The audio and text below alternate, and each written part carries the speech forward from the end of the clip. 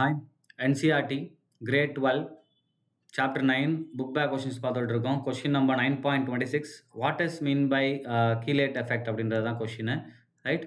And give an example, right? So, when a ligand is attached to the metal ion in such a manner that it forms a ring-like structure, then the metal ligand bond found to be more stable.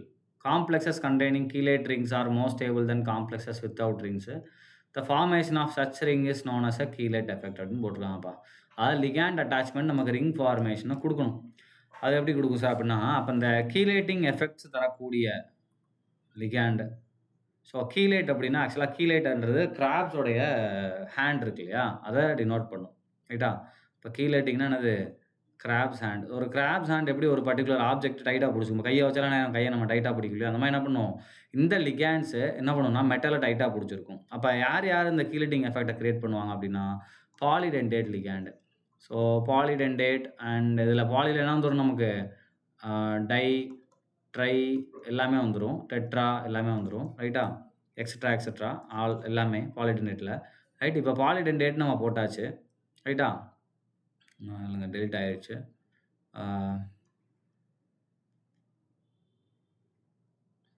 பாலிடென்டேட் லிகேண்ட்ஸ் தான் நமக்கு form பண்ணும். Example நம்ம oxalate எடுத்துக்கலாம், இல்லை EN 2 times எடுத்துக்கலாம். EN 2னா என்னதுப்பா? NH2 NH CH2 CH2 NH2 இல்லையா? So இந்த எண்ணும் என்ன பண்ணும், நமக்கு மெட்டலோட பாண்ட் ஃபார்ம் பண்ணும், ரைட்டா?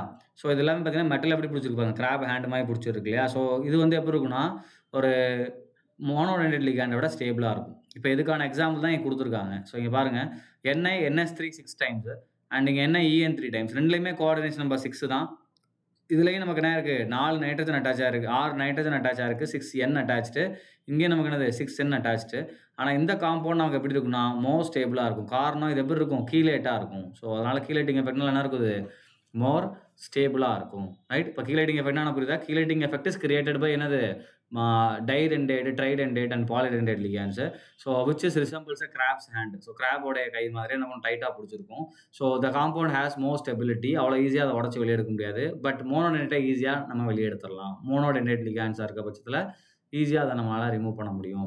ஸோ அப்போ இதை வச்சு உங்களுக்கு கொஸ்டினே வரும், எப்படின்னா காம்ப்ளெக்ஸ் கொடுத்ததுல எது மோஸ்ட் ஸ்டேபிள்னு கேட்பாங்க. அப்போ அந்த ஒரு 4 ஆப்ஷன் இருக்குது, 4 காம்ப்ளெக்ஸ் இருக்குன்னா அதில் எது கீலேட்டிங் லிகேண்ட் இருக்கோ அதுதான் மோஸ்ட் ஸ்டேபிளாக இருக்கும். ஏன்னா அங்கே என்ன ஆயிரும், கீலேட் எஃபெக்ட் வரும். ஸோ ரிங் ஸ்டெபிலிட்டிக்காக, ரைட்டா? தேங்க்யூ.